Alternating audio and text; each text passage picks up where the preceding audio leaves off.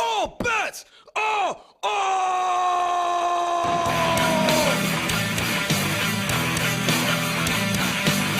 All bets are off! All bets are off! All bets are off! All bets are off! All bets are off! You know, when I first began thinking about this room, I wasn't sure how I should start it. I just couldn't figure out the best way to lead into this episode. But after days of deliberating, I finally come up with something. Movie-based video games suck. From as far back as the Atari 2600, the movie industry has been trying to capitalize on the gaming world with these holy abominations. Hell, most of them are made, if not released, before the movie even debuts in theaters. Wait to see if the movie bombs? Why? We have a guaranteed hit movie, so the game is bound to sell. Look, we have Ben Affleck on the cover as Daredevil. That's money in the bank right there. Granted, not every one of these games are bad, but that's like saying not every apple on an apple tree is bad. You're only gonna come across very few. And one of the worst games ever made was based on this. His name is Bane. A laundry service that delivers. Wow. The game was released in 1998 by Acclaim, who had a pretty impressive list of games under their belt before declaring bankruptcy in 2010. Surprisingly, not many people knew this existed. You know, I remember seeing this in the store a year after the movie came out and thinking, why? Anyone who subjected themselves to the torture of watching that movie isn't going to condemn themselves to a second sentence by buying this piece of crap. That's like eating shit pie and then washing it down with a hefty glass of monkey piss. It's just dumb. Little did I know, 15 years later, I'd be drinking that monkey piss.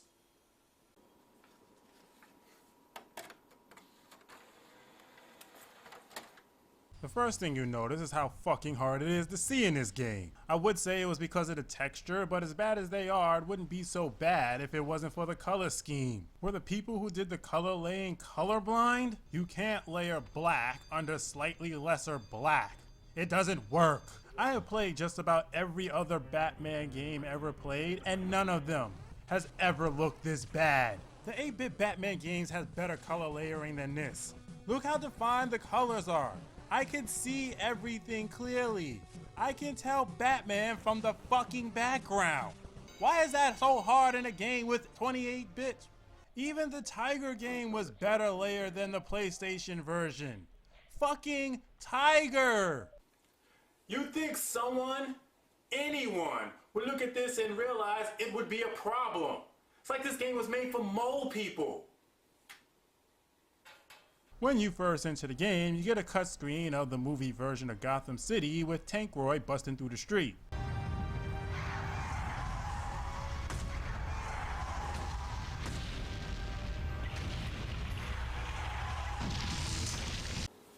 You know, every time I see this version of Gotham City, I am just baffled. George Schumacher literally went up to his set designer and said, "We need to make Gotham City dark with bright colors and a statue on every building." I'm not sure who was smoking the better shit, George Schumacher or his set crew, for making it actually happen. The focus of the game is to inevitably stop and capture Mr. Freeze.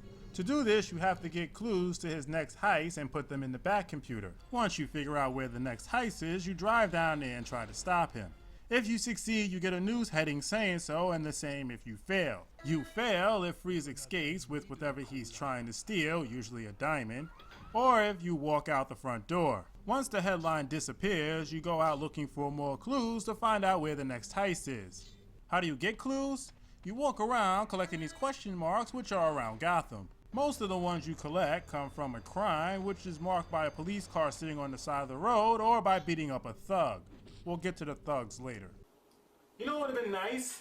If they made part of this game an actual detective game. I mean, it's not like it was an unheard of concept in 1998. PC games had been doing it for years before then, and some of Sega CD's most popular games were detective games. After all, part of what makes Batman Batman is being the world's greatest detective.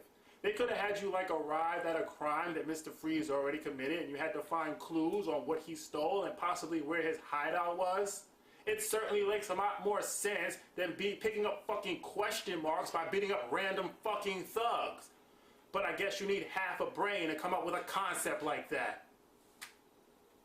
You can switch between Batman, Batgirl, and Robin, each with different combat moves at any time in the Batcave, but don't even bother since Batman is the strongest and due to the shitty gameplay design, none of them have any kind of agility. If you're fighting two guys, unless you're Batman, you're pretty much fucked. They turn around so slow that you've already been hit in the back at least 3 times before you're facing your opponent. And you can only fight the opponent in front of you. Because that makes fucking sense, right? Bad guys only attack you in the front. No, wait, they don't, which is why I keep getting hit in the fucking back. The fighting system in this game is so stupid, it's laughable. You have to use the L1 button to switch from detective mode to fight mode. This wouldn't be a problem except the jump and all your weapons are in detective mode, meaning you have to switch back and forth, which is a pain in the ass when the enemy runs up to you and starts punching you in the face. Look at this guy. What is he doing? Throwing bombs? Alright, let me throw a batarang at him. No, what? Fuck, I forgot to switch it. Okay, hold on. Alright, I switched it. Now I throw a batarang. Son of a bitch! And I hope you enjoy this music, because it's the only music in the fucking game. Played over and over again on an endless loop. Usually with some annoying fucking sound in the background like an alarm or some shit.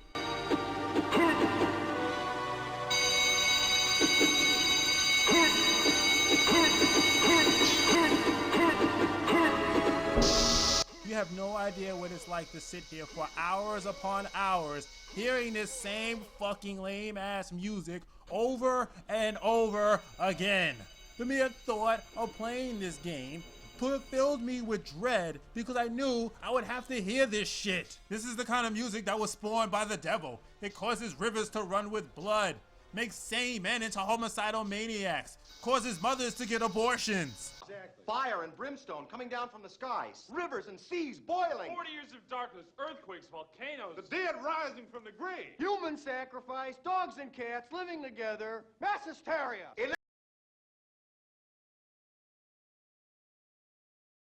The camera angles in this game are awful. Rather than have it stay behind you or at the side, it's constantly moving around most of the time in a weird position that makes no sense. Okay, great. Now where the fuck am I? I took 2 steps and I'm in a black hole with no clue how I got there or how the fuck to get out. It's like the AI decided to entertain itself with your frustration by making the camera angle never face the direction you want to fucking see. Fucking ass crack. How am I supposed to know this guy is coming if I can't see the direction Batman is facing?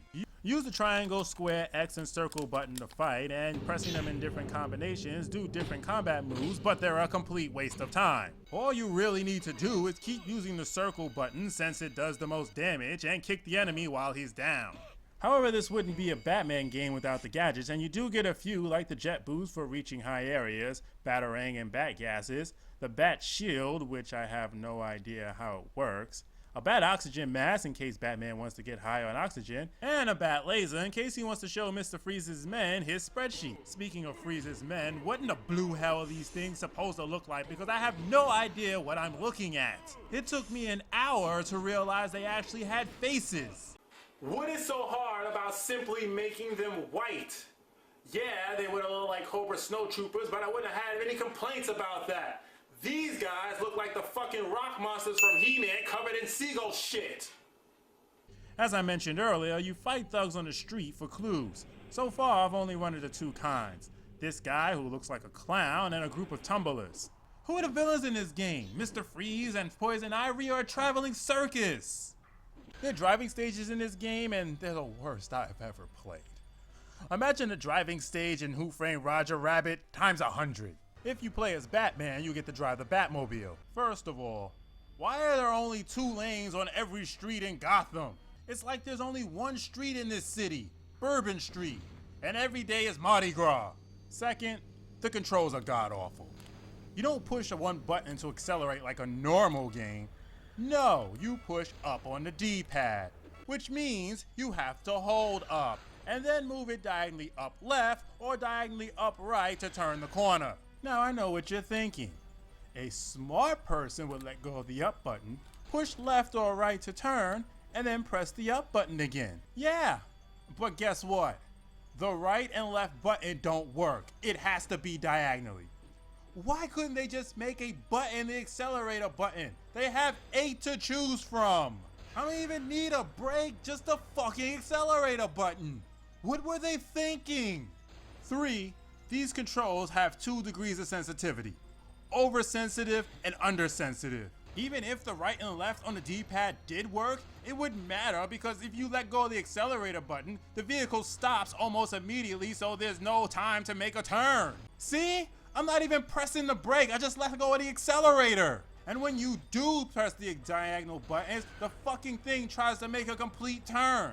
Look at this. I'm just trying to avoid hitting these cars and he's all over the road like he just finished a bottle of scotch. You think I was playing Iron Man and this was Tony Stark? And now I'm stuck? How am I stuck when there's nothing fucking there? And that's another thing. The cars in this game aren't even proportionate to the people. You can see Batman in the Batmobile.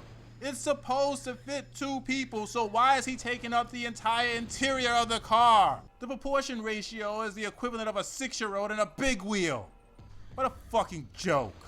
If you play as Robin or Batgirl, you get to drive the Batcycle, and you think it would be easier to manage since it's smaller and would fit in the road better.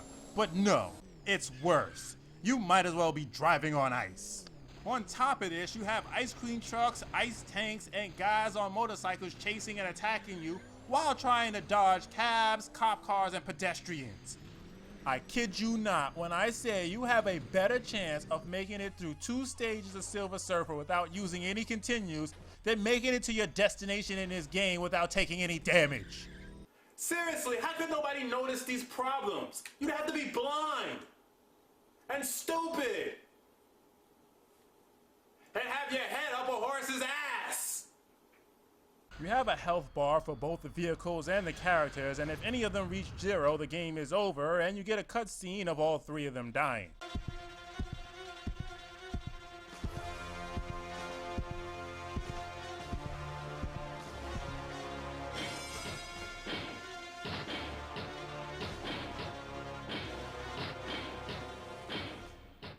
Then the game goes back to the start menu and you get to hear either Mr. Freeze or Poison Ivy say a line from the movie. In this universe, there's only one absolute. Everything freezes. I really am to die for. Love hurts. In my case, it kills. Prepare for a bitter harvest. Thanks. Thanks a lot. As if hearing these bad puns wasn't bad enough in the movie. Now I gotta hear them in the fucking game too. Fucking cocksuckers. To the game's credit, you don't have to defeat the boss to successfully thwart Mr. Freeze from stealing whatever he's trying to steal. If you get to it before he does, you'll succeed, otherwise you have to fight him.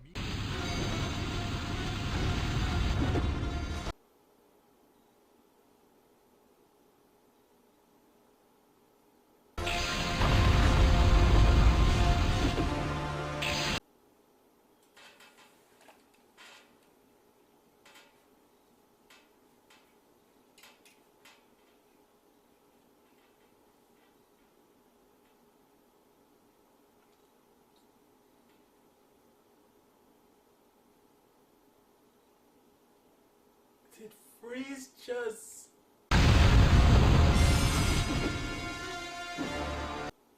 Yeah, I'm done.